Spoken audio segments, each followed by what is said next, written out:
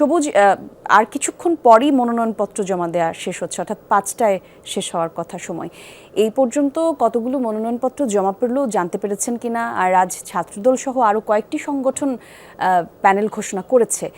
এই নিয়ে শিক্ষার্থীদের মাঝে প্রতিক্রিয়া কেমন দেখছেন, একটু আমাদেরকে জানাবেন।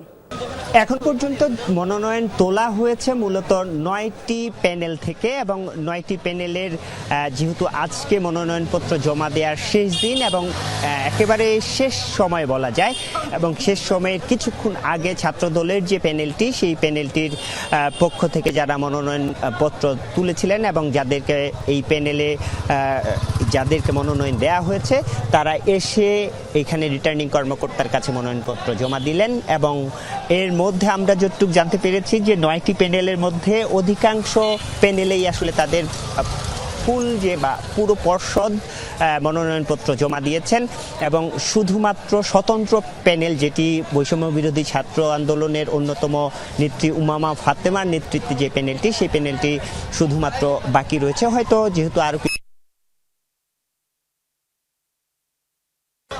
বাইরে এই যে 9টি প্যানেল, এই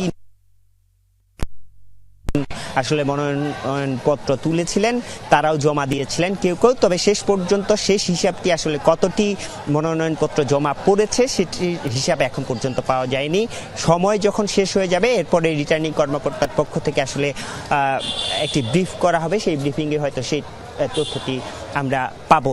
এর বাইরে যেহেতু এর মধ্যেই বেশিরভাগ প্যানেল 9টি প্যানেলের নির্বাচন করবেন, সেই প্যানেলগুলোর মধ্যে একরকম, যেমন আমরা দেখেছি যারা মনোনয়নপত্র জমা দিতে আসছেন তাদের মধ্যে অন্যরকম একটি উৎসবের আমেজ। প্রায় শতাধিক নেতাকর্মী সহ ছাত্রদলের যে প্যানেলটি, তারা মনোনয়নপত্র জমা দিয়ে গিয়েছেন। সব মিলিয়ে এই ডাকসু নির্বাচনকে কেন্দ্র করে একটা উৎসব মুখর পরিবেশ তৈরি হয়েছে। জি, ধন্যবাদ আপনাকে সবুজ।